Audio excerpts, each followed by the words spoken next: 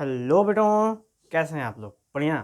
तो बेटा हम लोग आज बात करेंगे फिजिक्स के चैप्टर 3 है। अकॉर्डिंग टू साइड बुक के हिसाब से देखें तो नाम है बेटा उसका सोर्स ऑफ एनर्जी। ठीक है। अब बेटा ये जो सोर्स ऑफ एनर्जी है इस चैप्टर के अंदर मतलब कि ये तो सबसे आखिरी चैप्टर नहीं कह सकते, लेकिन ये टोटल फिजिक्स की जो कंपार्टमेंट है क्लास 10th के अंदर, टोटल जो फिजिक्स के चैप्टर्स हैं क्लास 10th के अंदर वो हैं 6 चैप्टर्स, जिसमें से एक चैप्टर ये भी है जो कि एक इम्पॉर्टेंट रोल प्ले करता है, लेकिन अक्सर इसे कभी एग्जाम्स के पर्पस से सिलेबस में इन किया जाता है या फिर सिलेबस से आउट कर दिया जाता है। ठीक है।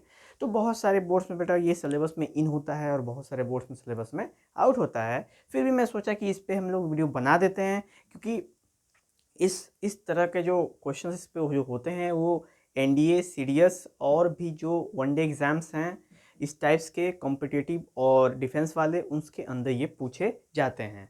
तो आज हम लोग इसको समझेंगे सोर्स ऑफ एनर्जी को, कि सोर्स ऑफ एनर्जी का सीन क्या है, और भी बहुत सारी चीज़ें जो इससे रिलेटेड हम यहाँ पे जानेंगे। तो आइए शुरू करते हैं हम लोग। तो सबसे पहले बात करेंगे हम लोग सोर्स ऑफ एनर्जी, यानी सोर्स ऑफ एनर्जी से पहले हम बात करेंगे बेटा एनर्जी। एनर्जी क्या होता है?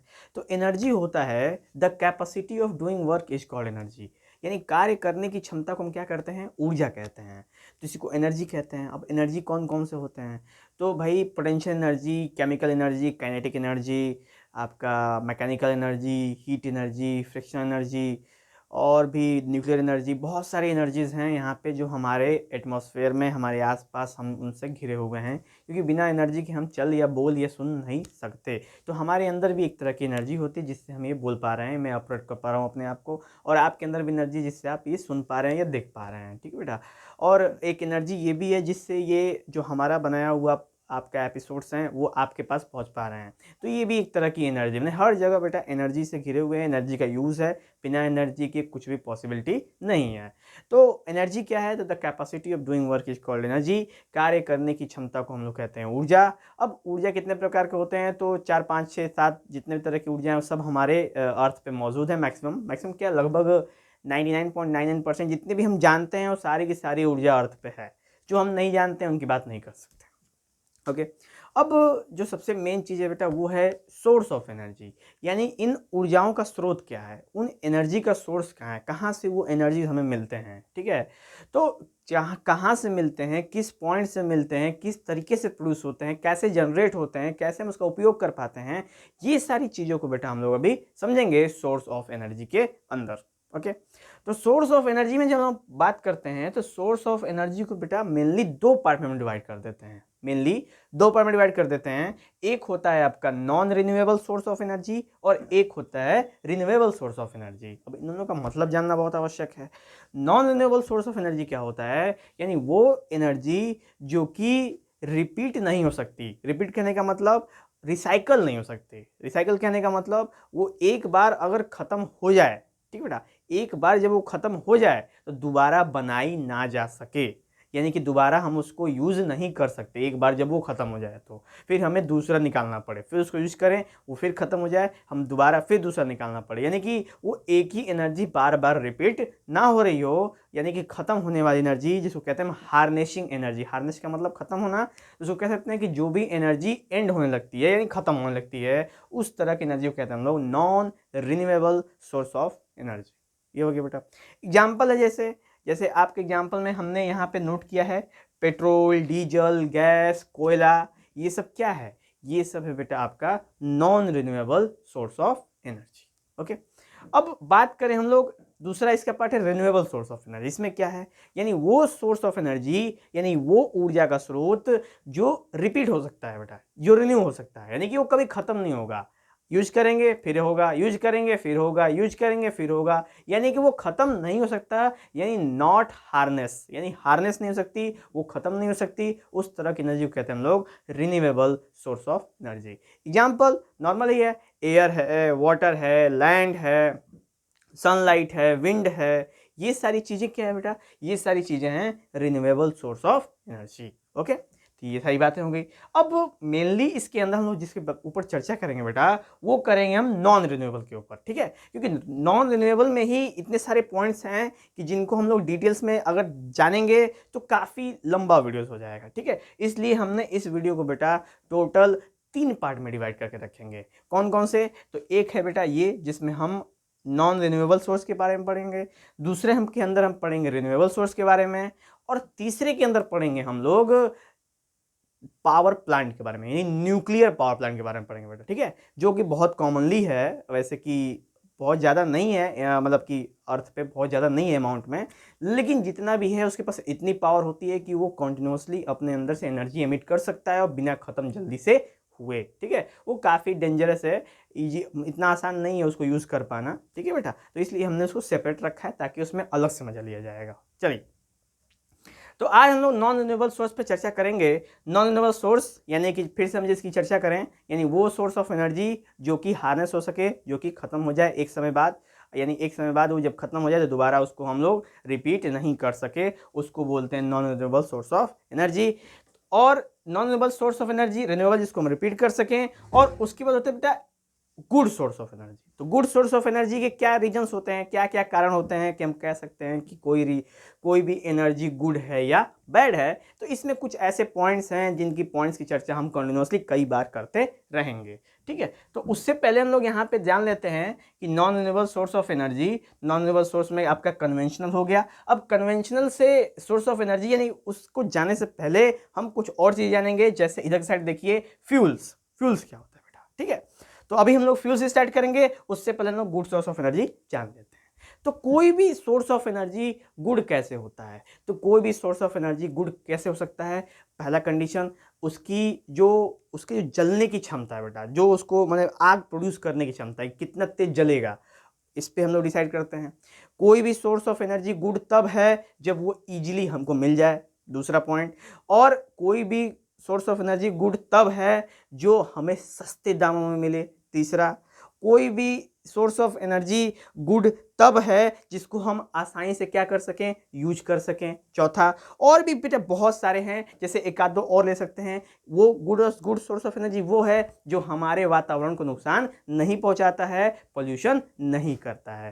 तो ये सारी 4-5 ऐसे पॉइंट्स हैं जो कि गुड सोर्स ऑफ एनर्जी की हैं, यानी कि जहां से ऊर्जा का अच्छा स्रोत, बढ़िया स्रोत निकल के आता है। तो ये हो गया बेटा good source of energy, okay. तो ये था हमारा scene good source of energy का। इसमें 5 पॉइंट थे, हमने पांचों पॉइंट पे डिस्कशन किए। आसानी से मिल जाए, सस्ता मिले, और अच्छी हीट प्रोड्यूस करे, इन्वायरमेंट को नुकसान भी ना पहुंचाए, और आसानी से हम उसका उपयोग कर सकें, एक जगह से दूसरी जगह आराम से ले जा सकें। ये सारी बातें इसके अंदर आती हैं, ठीक है बेटा। तो ये हो गया हमारा गुड सोर्स ऑफ एनर्जी का पॉइंट्स। 4-5 पॉइंट हैं, इनमें से अगर आपसे पूछे क्वेश्चन तो आप केवल 3 पॉइंट लिख देंगे, काफ़ी है, उससे ज़्यादा लिखने की आवश्यकता। नेक्स्ट हम लोग चर्चा करें बेटा, तो हम लोग बात करेंगे, हम लोग फ्यूल्स की अब बात करेंगे। तो फ्यूल्स क्या है? तो फ्यूल्स है यानी वो पदार्थ, यानी वो मटेरियल्स, मान चलो बेटा ये एक फ्यूल है, तो ये एक ऐसा पदार्थ, यानी फ्यूल एक ऐसा पदार्थ होता है जिसको जलाने पे, ठीक है बेटा, जिसको जलाने पे क्या होता है, जिसको जलाने पे वो हीट प्रोड्यूस करता है। क्या प्रोड्यूस करता है? हीट। यानी कोई भी ऐसा मटेरियल जिसको जलाएं और हीट प्रोड्यूस हो, उसको कहते हैं हम लोग फ्यूल। एकदम ध्यान में नोट कर लो बेटा। Those materials which are fired या विच आर बॉन्ड, दोनों कह सकते हैं, विच आर फायर्ड या which are burned to produce heat, यानी जब उसको जलाएं तो क्या प्रोड्यूस हो, हीट प्रोड्यूस हो, उसे कहते हैं हम लोग फ्यूल, ओके। फ्यूल हो गया। एग्जाम्पल, पेट्रोल, डीजल, केरोसिन, कागज, लकड़ी, कोयला, अंगीठी, ये सारी चीज़ें बेटा जिनको हम इजीली क्या कर सकते हैं, यानी कि ये एक फ्यूल है, ठीक है बेटा। क्या है? फ्यूल है। जब हम इसको बर्न करते हैं तो क्या प्रोड्यूस करता है? ये हीट प्रोड्यूस करता है। तो एज अब समझें तो फ्यूल का काम क्या है कि जब भी वो जले तो क्या प्रोड्यूस करे? हीट प्रोड्यूस करे, बिना कोई इश्यू के। तो ये हो गया बेटा फ्यूल। अब फ्यूल में भी कई तरह के फ्यूल हो सकते हैं। कुछ फ्यूल होंगे जो अच्छे फ्यूल होंगे, कुछ फ्यूल होंगे जो बुरे फ्यूल होंगे। यार ये अच्छा और बुरा का मतलब क्या होता है? तो अच्छे फ्यूल वो फ्यूल होंगे जिसको हम आसानी से जला सकें और जलने के बाद ज़्यादा हीट प्रोड्यूस करें बेटा। ये हो सकता है ना, क्यों नहीं हो सकता। कुछ ऐसे फ्यूल हैं जिनको जलाने के बाद आसानी से जल जाएँ, ज़्यादा मेहनत ना करें जलाने में, और जब जलें तो बहुत अच्छा हीट प्रोड्यूस करें, तो उनको हम कहते हैं गुड फ्यूल कह सकते हैं, ठीक है। और वो थोड़े से जो अच्छे फ्यूल नहीं हैं, जैसे कि उनको जलाने में भी मेहनत लगे और जलने के बाद बढ़िया हीट भी प्रोड्यूस ना करे, तो उस तरह के फ्यूल को हम लोग बैड फ्यूल कह सकते हैं, ठीक है बेटा। ये हो गया गुड फ्यूल और बैड फ्यूल की क्लासिफिकेशन। तो जब हम फ्यूल की क्लासिफिकेशन करते हैं ना, तो उसमें एक टर्म आता है बेटा जिसका नाम है कैलोरीफिक वैल्यू। अब ये क्या टर्म है? तो कैलोरीफिक वैल्यू एक ऐसा वैल्यू है किसी भी फ्यूल का, गौर करना बेटा, कैलोरीफिक वैल्यू एक ऐसा वैल्यू है किसी भी फ्यूल का जो बताता है कि कोई भी फ्यूल कितना ज़्यादा हीट प्रोड्यूस कर सकता है। फिर से बेटा एक बार रिपीट करते हैं, कैलोरीफिक वैल्यू ऐसा वैल्यू है किसी भी फ्यूल का जो डिसाइड करता है, जो बताता है हमें कि कोई भी फ्यूल कितना हीट प्रोड्यूस कर सकता है। और जब हमें पता चल जाएगा कि जो ज़्यादा हीट प्रोड्यूस करेगा वो अच्छा फ्यूल है, तो हमें पता चल जाएगा गुड फ्यूल कौन है। क्लियर बेटा? चल, तो कैलोरीफिक वैल्यू आपसे पूछे तो क्या कहेंगे कि sir the value of a fuel which decides the amount of heat produced by the fuel, यानी कि वो वैल्यू जो डिसाइड करता है कि कोई फ्यूल कितना एनर्जी प्रोड्यूस करेगा, कितना हीट प्रोड्यूस करेगा, उसी को कहते हैं हम लोग कैलोरीफिक वैल्यू। जब हम उसके 1 ग्राम को जलाएं, गौर करना बेटा, जब हम किसी भी फ्यूल का, यानी किसी भी फ्यूल का हम 1 ग्राम जला दें, यानी बर्न कर दें, तो 1 ग्राम बर्न करने में जितना भी हीट प्रोड्यूस होगा बेटा, गौर करना, 1 ग्राम फ्यूल को बर्न करने में जितनी भी हीट प्रोड्यूस होगी, जितना भी गर्माहट प्रोड्यूस होगा, उसी को कहते हैं हम लोग कैलोरीफिक वैल्यू, ठीक है। और इसको जब हम मेजर करते हैं तो इसको मेजर करते हैं बेटा हम लोग किलो जूल पर ग्राम, ऐसे मेजर करते हैं। यानी 1 ग्राम फ्यूल को जलाने के बाद कितना एनर्जी प्रोड्यूस हुआ है उसको हम किलो जूल में नापते हैं, और उसी एनर्जी को कहते हैं हम लोग, उसी वैल्यू को कहते हैं बेटा हम लोग calorific value of that fuel. Okay, अब कैलोरीफिक वैल्यू ऑफ फ्यूल में जो सबसे कम कैलोरीफिक वैल्यू होती है बेटा, वो होती है जो गाय के या भैंस के जो गोबर से बनते हैं ना, उपले कहते हैं उसको, ये सब कहते हैं गोईठा, भोजपुरी में गोईठा कहते हैं या उपले कहते हैं। उनकी जो कैलोरीफिक वैल्यू बेटा होती है वो 6 kilo joule to 8 kilo joule के अप्रॉक्स होती है बेटा, ठीक है। 6 kilo joule to 8 kilo joule होती है, लगभग 6 से 8 किलो जूल आपको एनर्जी वहां से मिलती है जब आप उसके 1 ग्राम जलाओगे तो, ठीक है। लेकिन अगर आप केरोसिन के 1 ग्राम जलाओ तो लगभग 45 से 50 किलो जूल एनर्जी मिलती है। और अगर आप पेट्रोल डीजल को चलाओ तो वो भी लगभग 50 किलो जूल के अप्रॉक्स में देता है बेटा। केरोसिन और बहुत ज़्यादा फर्क नहीं है, लगभग 4-5 जूल का अंतर आता है। लेकिन जो सबसे बेस्ट फ्यूल है वो है बेटा हाइड्रोजन गैस। कौन है? Hydrogen gas. वो गैस जब चलती है 1 ग्राम तो हमें 150 किलो जूल देती है बेटा। कितना? लगभग 150 किलो जूल देती है। यानी 1 ग्राम, सोचो 1 ग्राम अगर हम गोईठे के जलाएं तो हमें 8 जूल मिलते हैं, और 1 ग्राम हाइड्रोजन जलाएं तो हमें 150 जूल मिलते हैं बेटा। अगर गौर करो तो हम कहेंगे बहुत अंतर है बेटा, बहुत डिफरेंस है, ठीक है। तो इसी चीज़ को हम लोग कैसे पता चल पाया कि कौन सी फ्यूल हमारा कितना बढ़िया है, तो वो पता चल पाया हमको कैलोरीफिक वैल्यू के चार्ट्स। क्लियर? बातें समझ में आई? एकदम। आगे बढ़ा जाए, चल। तो ये हो गया बेटा कैलोरीफिक वैल्यू वाला पार्ट। अब हम लोग बात करेंगे कि choice of a good fuel. Good fuel हम क्यों चॉइस करते हैं, हमेशा दिमाग में रखें बेटा, गुड फ्यूल हम क्यों चॉइस करते हैं।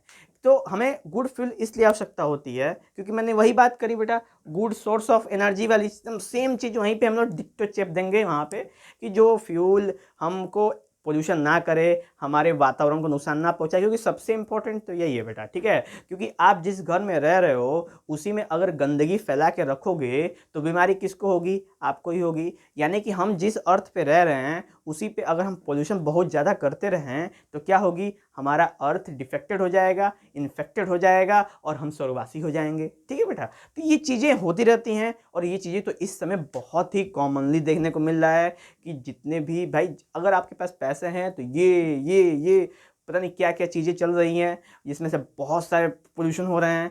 और सबको जाना है मंगल ग्रह, धरती को गोली मार दो, मंगल ग्रह पे जाके घर बसा लो एकदम बिना कोई दिक्कत के।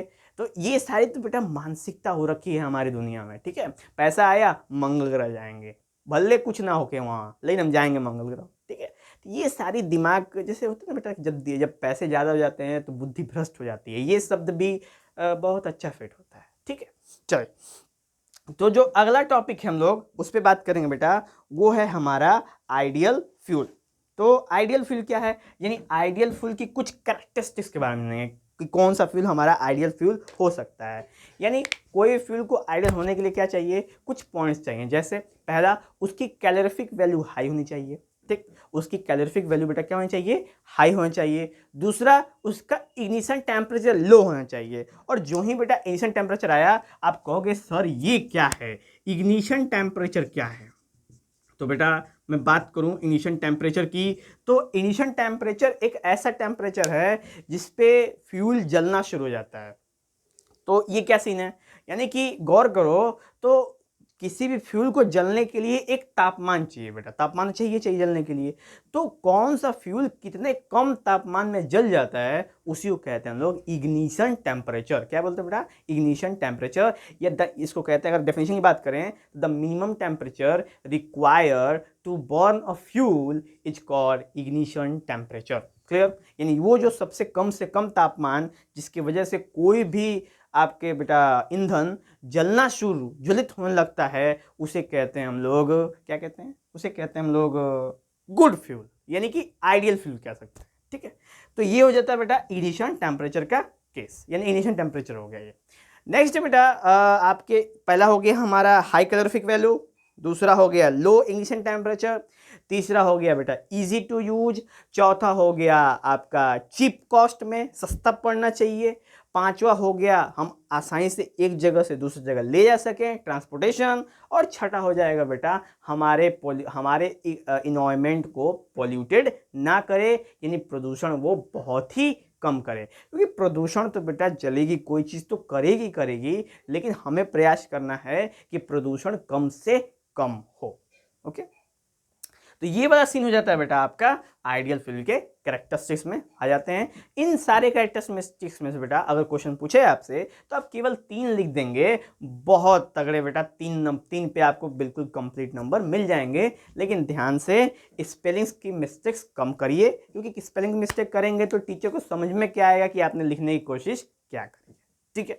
चलिए बेटा आगे बढ़ते हैं हम लोग। तो इधर से fuel, calorific value, ideal fuel, characteristics और उनके चॉइस, ये भी हो गया समाप्त। उधर से हमारा गुड सोर्स ऑफ एनर्जी भी समझ में आया आपको, और उसके रिन्यूएबल नॉन कन्वेंशनल, इसको हम सेकंड पार्ट में पढ़ेंगे बेटा, ठीक है। तो बचता है हमारा एटलीस्ट नॉन रिन्यूएबल। अब नॉन रिन्यूएबल के बारे में तो हमने शुरुआत में ही चर्चा करी है, क्या, जिसको हम रिपीट नहीं कर सकते, जिसको हम वापस से नहीं बना सकते, यानी वो चीज़ एक बार खत्म हो गई तो खत्म हो गई, tata bye bye goodbye हो जाएगी, ठीक है। तो नॉन रिन्यूएबल को सोर्स ऑफ एनर्जी को बेटा करते हैं हम लोग कन्वेंशनल सोर्स ऑफ एनर्जी। देखना, गौर करना, non renewable source of energy क्या कहते हैं बेटा, कन्वेंशनल सोर्स। अब कन्वेंशन का मतलब क्या होता है, तो कन्वेंशन का मतलब होता है जिसको हम आसानी से उपयोग कर सकें, यानी हमको उसको उपयोग करने के लिए बहुत ज़्यादा मेहनत ना करना पड़े और हमारे दिनचर्या में वो आसानी से ढल जाए यूज करने के चक्कर में, ठीक है बेटा। तो जब ऐसा केस आता है तो उस तरह के हम लोग एनर्जी को बोलते हैं हम लोग कन्वेंशनल सोर्स ऑफ एनर्जी, यानी हम नॉन रिन्यूएबल सोर्स को बोलते हैं बेटा कन्वेंशनल सोर्स ऑफ एनर्जी। क्यों, क्योंकि हम इसको आसानी से उपयोग करते हैं, कोयला आसानी से उपयोग कर पाते हैं, पेट्रोल आसानी से उपयोग करते हैं, डीजल आसानी से उपयोग कर पाते हैं, सीएनजी आसानी से उपयोग करते हैं, नेचुरल गैस आसानी से उपयोग कर पाते हैं, एलपीजी आसानी से यूज कर पाते हैं। तो ये सारी चीज़ें हैं जिनको हम बहुत ही आराम से यूज कर पाते हैं, इसलिए इनको कहते हैं बेटा conventional source of energy. Clear. अब जब हम लोग रिन्यूअल की बात करेंगे तो उस समय नॉन कन्वेंशनल की बात करेंगे, पर अभी हम लोग कन्वेंशनल पे हैं तो हम लोग उसी की चर्चा करते हैं बेटा। चलिए स्टार्ट करते हैं हम लोग। नेक्स्ट बात करेंगे तो कन्वेंशनल में बेटा एक ही ऐसा फ्यूल है जो कि बहुत ही तगड़ा है, जिसका हर जगह उपयोग होता है, और वो है बेटा फॉसिल फ्यूल। क्या है ये, फॉसिल फ्यूल। अब ये फॉसिल फ्यूल क्या होता है बेटा, बहुत सोचने की बात है कि फॉसिल फ्यूल होता क्या है। तो फॉसिल फ्यूल का हम अगर चर्चा करें बेटा कि फॉसिल फ्यूल क्या होता है, तो फॉसिल फ्यूल एक ऐसा फ्यूल है, ठीक है, फॉसिल फ्यूल एक ऐसा फ्यूल है जो कि अगर डिफाइन मैं आपको करूं तो एक डेफिनेशन बनता है बेटा जो बचपन से पढ़ाया जाता है बच्चों को, the remains of dead plant and animal which are buried under rocks for millions and millions of years ago is called fossil fuel. तो बेटा ये बचपन से रटवाया जाता है बच्चों को, आपको भी जरूर रटवाया गया होगा, लेकिन रटने वाली कोई बहुत गंदी चीज़ नहीं है, एकदम अच्छी चीज़ है, आप इसको दिमाग में रख सकते हो। फिर से समझे हम लोग इसको क्या है। तो इसको कहते हैं ना कि द रिमेन्स ऑफ, यानी कि जब कोई जानवर या जब कोई पेड़ पौधे मर जाते हैं, यानी the remains of dead plant and animal, ठीक है, जब वो मर जाते हैं तो वो धरती के नीचे दबते जाते हैं, यानी जमीन में दबते जाते हैं, यानी which are buried under rocks, यानी कि पत्थरों के नीचे वो दबते जाते हैं। अब buried under rocks for millions and millions, यानी करोड़ों करोड़ों सालों तक बेटा, ठीक है, लाखों करोड़ों सालों तक जब वो पत्थरों के नीचे दबे होते हैं, ठीक है, तो millions and millions of years एगो, ठीक है बेटा, तो उसे ही उस हाई प्रेशर से, यानी उसके दबने की वजह से, भाई अर्थ के नीचे दबेगा तो बहुत ज़्यादा प्रेशर भी होगा, तो हाई प्रेशर हाई टेम्परेचर की वजह से और ऑक्सीजन ना मिलने की वजह से बेटा वहां पे जानते हैं क्या होगा, वहां पे फॉसिल फ्यूल का प्रोडक्शन हो जाएगा। यानी वहां पे बेटा फॉसिल फ्यूल की प्रोडक्शन हो जाए, इसको बोलते हैं, अगर हिंदी में सोचें हम लोग ना, इसको बोलते हैं बेटा जीवाश्म ईंधन बोलते हैं। फॉसिल को कहते हैं जीवाश्म और फ्यूल को कहते हैं ईंधन, यानी इसको कहेंगे अगर बाय डिफॉल्ट इसको जोड़ के कहें, इसको कहेंगे जीवाश्म ईंधन कह सकते हैं इसको, ठीक है।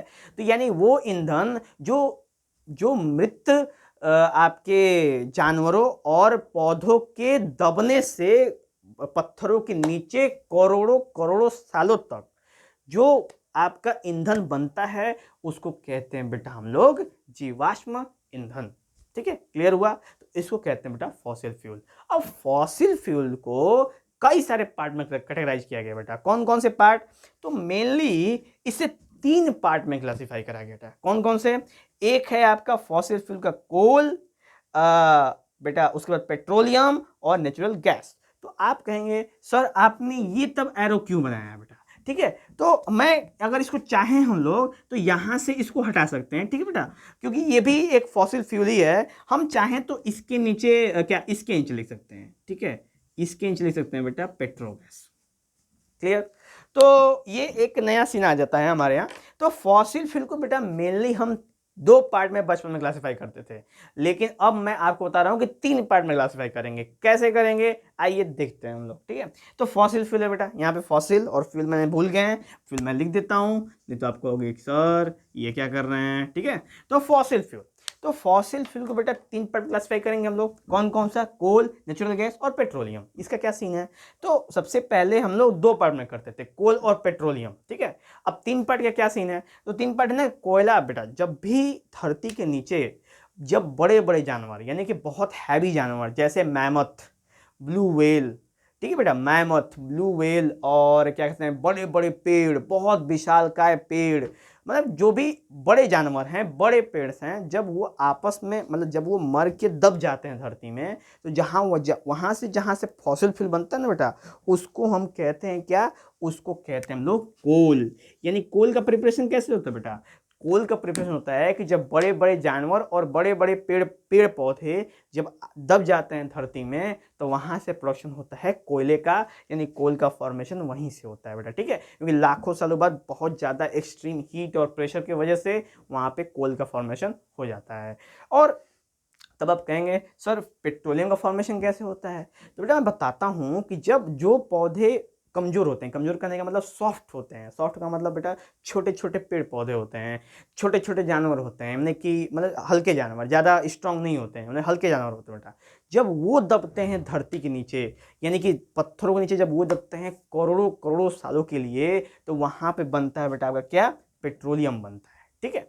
तो कोयला अक्सर जब जहाँ खुदाई की जाती है ना बेटा, कहीं कोयला जब खोजा जैसे जैसे कि हमारे इंडिया में बात करूँ तो कोयला सबसे ज़्यादा मिलता है आपका छत्तीसगढ़, आपका झारखंड और बेटा वेस्ट बंगाल का कुछ पार्ट, जिसमें आता है झरिया, रानीगंज और कोलार, ये सब जो जगह है बेटा ना, यहाँ पे आपको कोयले की निकासी होती है, मतलब ज़मीन में से कोयला निकाला जाता है। तो ये वाला इलाका वो इलाका है जहाँ पे पेड़ पौधे पहले के समय में सालों पहले बहुत ज़्यादा होते थे, बड़े बड़े पेड़ और बड़े बड़े पौधे। बहुत स्ट्रॉन्ग स्ट्रॉन्ग, इस वजह से वहाँ से कोयला ज़्यादा निकलता है। अब सीन आता है पेट्रोलियम का, तो पेट्रोलियम अक्सर सबसे ज़्यादा बेटा पेट्रोल निकलता है सी बेड से। सी बेड कहने का मतलब जहाँ पे समंदर के आसपास का किनारा है। आप सी में छोटे छोटे जानवर बहुत ज़्यादा ज़्यादा होते हैं। अब मरने के बाद जब जाएंगे तो दबने के बाद हाई प्रेशर से क्या बनाते हैं, वहाँ पे पेट्रोलियम प्रोडक्ट बनाते हैं। तो वो पेट्रोलियम प्रोडक्ट हमको मैक्सिमम सी साइड से मिलता है। अक्सर आपने देखा होगा बेटा पेट्रोलियम प्रोडक्ट का जो सबसे बड़ा पार्ट है वो हमको सी साइड से ही देखने को मिलता है। इंडिया में आप देख सकते हो कि बॉम्बे हाई, मुंबई हाई में आप देख सकते हो वहाँ पे बहुत सारे रिफाइनरी लगे होते हैं, बहुत सारे तेल निकालने वाली कंपनियां वहाँ पे लगी होती हैं। जैसे एक तेल कंपनी के नाम बेटा ONGC, oil and natural gas corporation limited. ये एक सरकारी कंपनी है, नवरत्न कंपनी है हमारे भारत की बेटा, जिनका काम होता है ना कि वो तेल जमीन में से निकाल के मैंने बेचती है बेटा। मैंने कहने इनका काम ही है जमीन में से तेल निकालना, बस तेल निकाल के और जिस पार्टी का उस पार्टी को बेच देना। ठीक है, तो ये ONGC वाला केस हो गया। ऐसे किसके बहुत सारे जैसे बहुत सारे बेटा ऐसे ऐसे कंपनियां हैं पूरे वर्ल्ड में जो तेल निकालने का काम करती हैं धरती में से। ठीक है, वैसे सबसे ज़्यादा प्रोड्यूसर जो है तेलों का वो है लगभग सऊदी अरब, UAE, और अगर इधर गौर करो तो रशिया जो है वो वर्ल्ड के सबसे हाईएस्ट प्रोड्यूसर हैं ऑयल के। ठीक है, जिसमें ईरान को भी काउंट कर सकते हैं, ईरान में प्रोड्यूसर अच्छा है। ठीक है बेटा, चलिए। और कोयले का प्रोड्यूसर बात करें तो रशिया भी कोयले का अच्छा प्रोड्यूस करता है, इंडिया भी प्रोड्यूस करता है, अफ्रीका के बहुत सारे देश भी कोयले का बहुत अच्छे प्रोड्यूसर हैं। ठीक है, अब ये हो गया बेटा कोल पेट्रोलियम वाला केस हो गया। तो अब आता है पूछेंगे आप लोग कि सर नेचुरल गैस का क्या सीन है। तो आपने तो बस दो बताया, अब ये कैसे बनता है। तो बेटा जब जैसे होता है ना कि जहाँ पेट्रोलियम का लिक्विड बना रहता है उसके ऊपर जगह खाली रहता है, स्पेस रहता है बेटा। तो वो स्पेस में ना नेचुरल गैस होता है। ठीक है, क्या होता है उसमें, जैसे मान चलो कि ये ऐसे है यहाँ पे, और यहाँ पे इतना भरा पूरा पेट्रोलियम भरा हुआ है, तो इसके ऊपर एक लेयर जो खाली होगी धरती के नीचे ही है, वहाँ पे एक स्पेस बन जाता है, उस स्पेस में पूरा नेचुरल गैस बन जाता है बेटा। ठीक है, वो नेचुरल गैस भी उसी पेट्रोलियम प्रोडक्ट से निकल के आता है, लेकिन वो दोनों अलग अलग बातें हैं। तो जब भी हम ड्रिल करते हैं ना, जब भी कंपनियां ड्रिल करती हैं पेट्रोल निकालने के लिए, तो सबसे पहले वहाँ से पेट्रोल नहीं निकालती, सबसे पहले वहाँ से नेचुरल गैस निकालती हैं। क्योंकि जो ही ड्रिल करती हैं वो सबसे पहले ऊपर कौन होता है, नेचुरल गैस होता है, और वही निकलना शुरू हो जाता है। उसके बाद जब नेचुरल गैस वहाँ से निकल जाता है तब वहाँ से क्या निकालते हैं हम लोग, तब वहाँ से बेटा पेट्रोलियम प्रोडक्ट की निकासी वहाँ से होती है। ठीक है, यानी पेट्रोलियम निकाला जाता है वहाँ से। अब पेट्रोलियम के बाद आते हैं बेटा गैस की। तो पेट्रोलियम को जब रिफाइन करते हैं ना, हम लोग आगे चर्चा करेंगे बेटा रिफाइनरी सीन। ठीक है, तो वहीं से गैस का प्रोडक्शन होता है, इसके ऊपर बेटा हम लोग चर्चा भी करेंगे। ठीक है, तो हमने यहाँ पे बहुत इंपॉर्टेंट बातें कर ली कि फॉसिल फ्यूल में कोल की बातें कर ली बेटा, कोल कैसे प्रोड्यूस होता है, कोल का जो बेटा इनिशियल टेम्परेचर होता है वो थोड़ा सा हाई होता है, और गुड फ्यूल के केस में इतना भी बढ़िया नहीं है। लेकिन बेटा जब एक बार ये जल जाता है ना, तो इसकी जो हीट होती है वो काफ़ी समय तक एग्जिस्ट करती है, इसलिए कोयले का उपयोग बहुत ज़्यादा होता है। वैसे कोयले का उपयोग बेटा जो सबसे ज़्यादा होता है वो होता है बेटा पावर प्लांट में। इंडिया में जो पावर प्लांट है जिसको कहते हैं थर्मल पावर प्लांट, जहाँ से बिजली प्रोड्यूस होती है, उसमें कोयले से हम लोग बिजली प्रोड्यूस करते हैं। इंडिया में बहुत सारे देशों में अलग अलग चीज़ों का प्रयोग करते हैं, वैसे इंडिया में हमें कोयला आसानी से मिल जाता है, इस वजह से हम कोयले से प्रयोग करते हैं। तो भाई कोयले से बिजली बनाएंगे तो भाई पोल्यूशन तो होगा ही होगा, तो वो भी पोल्यूशन का सामना हमें ही करना पड़ता है, क्योंकि हमेशा हर तरफ से आपको अच्छी चीज़ें नहीं मिलेंगी, कुछ बुरी चीज़ों का भी सामना करना है। जैसे ग्लोबल वार्मिंग सामना कर ही रहे हैं, ये गर्मी पड़ रही है एकदम हाथ खराब हो जाएगा हम लोग का। गर्मियों में कितना हाथ खराब हो जाता है। अभी नॉर्मल जब मार्च की गर्मी स्टार्ट होती पता चला 35 डिग्री 40 डिग्री पहुंच गया, सोचो मई जून में तो जिंदगी गंभीर कर देंगे बेटा। ठीक है, अब देखिए अब ठंडी का समय आ गया है, तो ठंडी भी कर्कश ठंडी पड़ेगी एकदम। ठीक है, कि ठंडी में ऐसे हो जाएंगे हम लोग।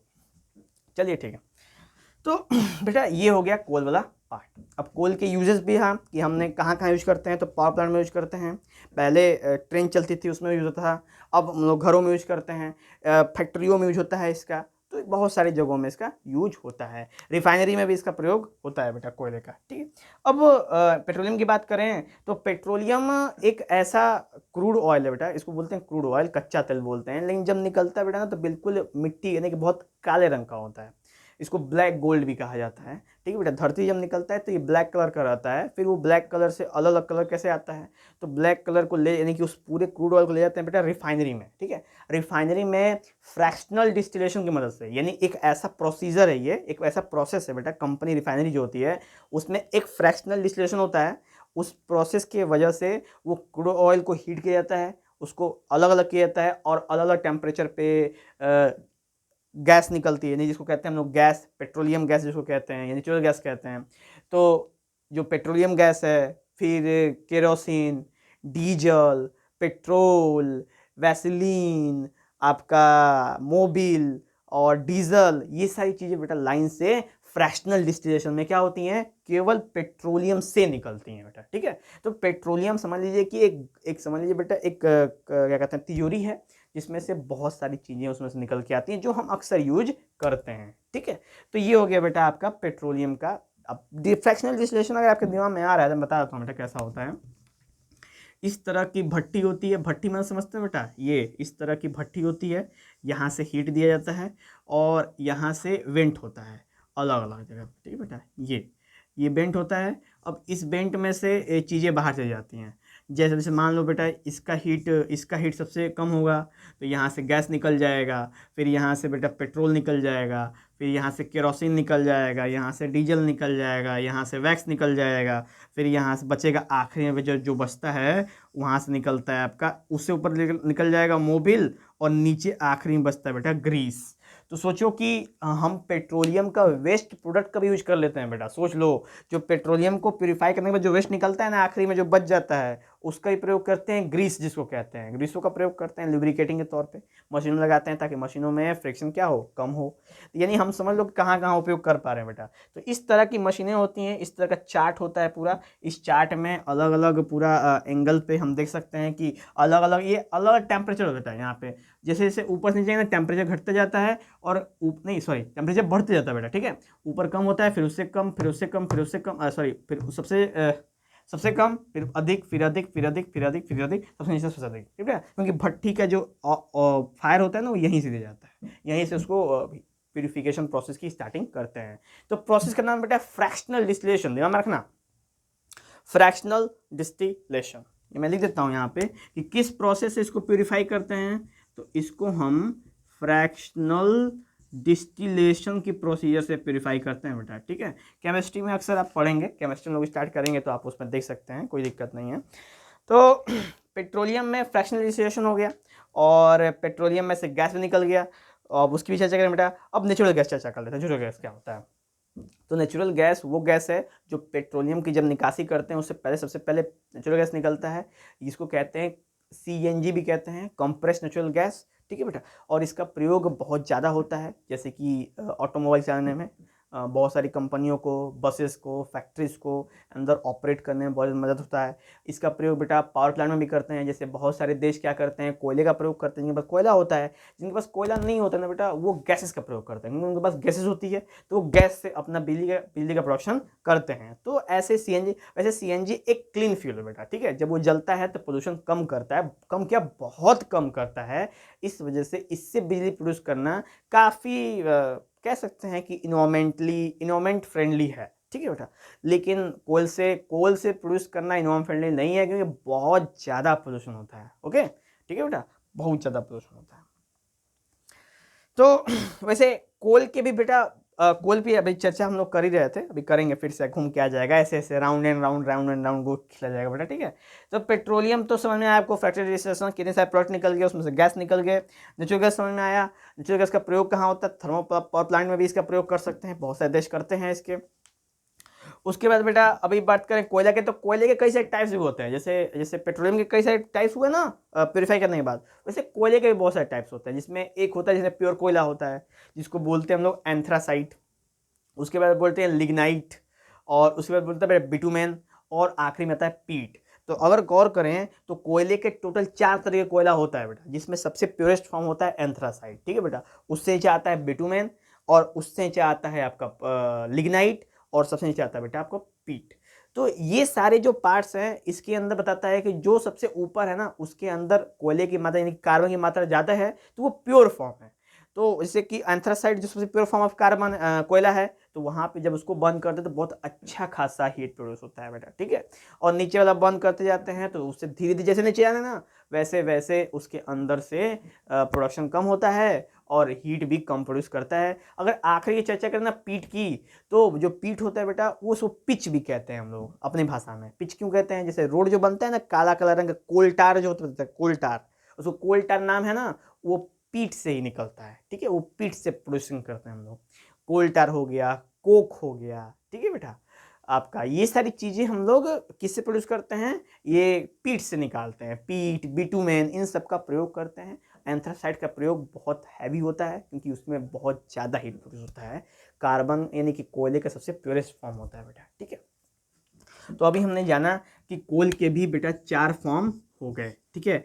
एंथ्रासाइट, बिटुमेन, लिग्नाइट और बेटा ये हो गया आपका पीट, ठीक है। लिख देता हूँ, नहीं तो कहेंगे सर ये कौन सी भाषा में लिख रहे हैं।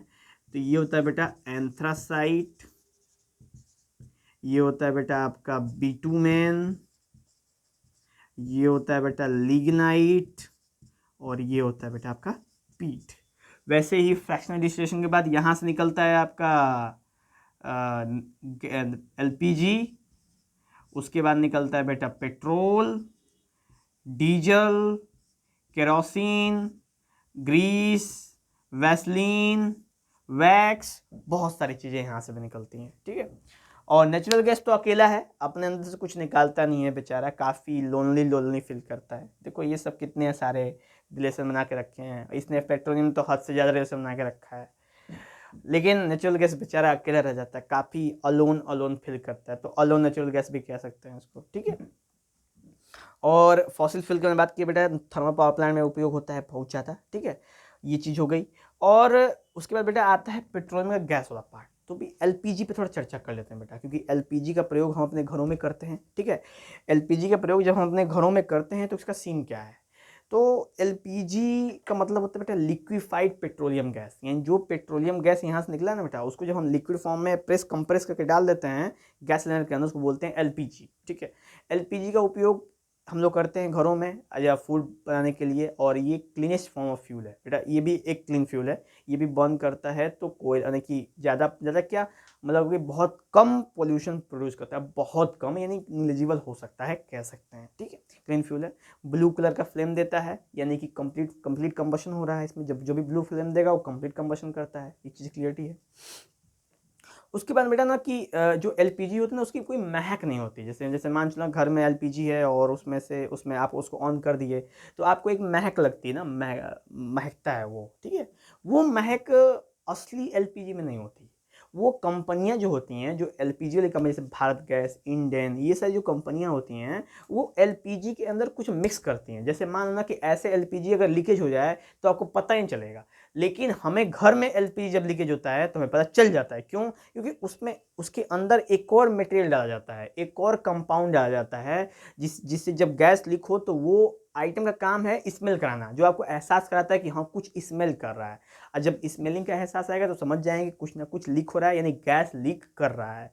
तो जो एलपीजी कंपनी होती है बेटा जानबूझ के वो मटेरियल डालती हैं ताकि अगर घर में कभी लीकेज हो जाए तो आप सावधान हो जाएं कि हाँ लीकेज हो रहा है, ठीक है। नहीं तो अगर लीकेज आपको नहीं पता चलेगा तो बहुत सारी बड़ी बड़ी दुर्घटनाएं हो सकती हैं बेटा। इसलिए ईजी टू केयर उसको यूज़ करना चाहिए। अब आपको जानने में बहुत उत्सुकता होगी कि आखिर इसके अंदर किसका प्रयोग करते हैं एलपीजी के अंदर जिससे वो महक देता है बेटा।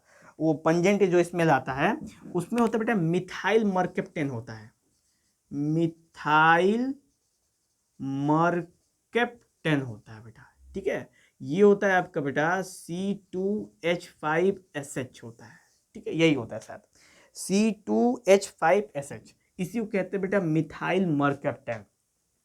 अब मिथाइल मर्केप्टेन का प्रयोग करते हैं कंपनियां करती हैं, पेट्रोलियम कंपनियां करती हैं, जो गैस के संग मिक्स करती हैं। और जब गैस लीक करता है तो हमें गैस नहीं महकता बेटा, हमें ये महकता है और ये बताता है कि कुछ लीकेज कर रहा है, ठीक है।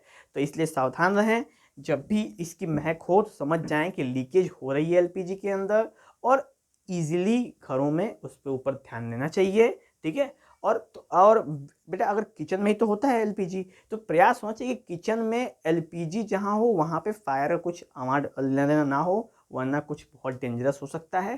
ठीक है बेटा। और एलपीजी का उपयोग होना चाहिए जैसे किचन में बेटा एक ओपनिंग वेंट होना चाहिए। ठीक है।